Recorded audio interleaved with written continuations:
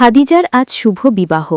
যে শুভ দিনটির জন্য সে আজ ৩টি বছর ধরে প্রতিদিন এশার নামাজ পড়ে কোরআন শরীফ পাঠ করে সুদীর্ঘ মুনাজাত করে আসছে, আজ তার জীবনের সেই শুভ দিনটি উপস্থিত।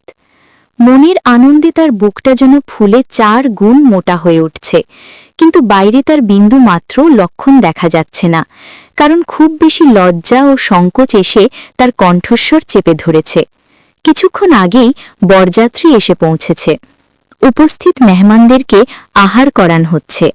মেহমানদের আহার করা শেষ হবার পরেই পাত্রপক্ষ তাগিদ দিলেন, খুব তাড়াতাড়ি বিবাহ পড়ানোর ব্যবস্থা করে দিন, যেন আসরের নামাজের পরেই আমরা বাড়ির দিকে রওনা হয়ে যেতে পারি। দিনের অবস্থা ভালো নয়, মেঘ বৃষ্টির কথা বলা যায় না। অন্ধকার রাত, ৭-৮ মাইল রাস্তা যাওয়া খুবই কষ্টকর হবে। তার উপর যদি বৃষ্টি নামে তবে সবার দুর্ভোগের সীমা থাকবে না। বরপক্ষ তাদের আনিত জামা কাপড়, গহনা, তেল, সাবান, স্নো পাউডার, আয়না, চিরুনি প্রভৃতি প্রসাধন দ্রব্যাদি অন্দর মহলে পাঠিয়ে দিলেন। কনে সাজান শুরু হয়ে গেল। জাহানিয়ারা, আসমা, হেলেনা, আবিদা, রাহেলা, হাসিনা প্রভৃতি সহপাঠীরা এসেছে খাদিজাকে মনের মতো করে সাজিয়ে দিতে। প্রিয় বান্ধবী খাদিজার শুভ বিবাহে তারা যেন আজ আনন্দে ফেটে পড়ছে।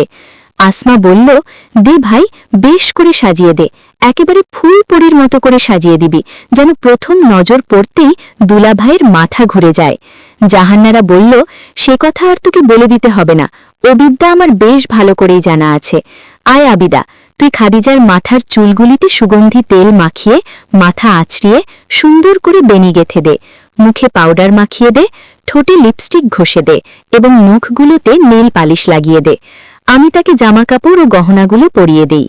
বান্ধবীরা সবাই মিলেমিশে খাদিজাকে মনের মতো করে সাজাতে লাগল।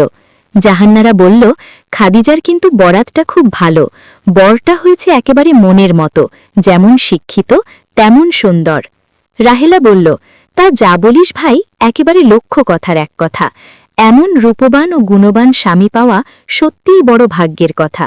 এর পরের গল্প শোনার জন্য আমাদের পেজটি ফলো করুন আর শেয়ার করে আমার পাশে থাকুন। ধন্যবাদ। ভালো থাকবেন সবাই। আল্লাহ হাফেজ।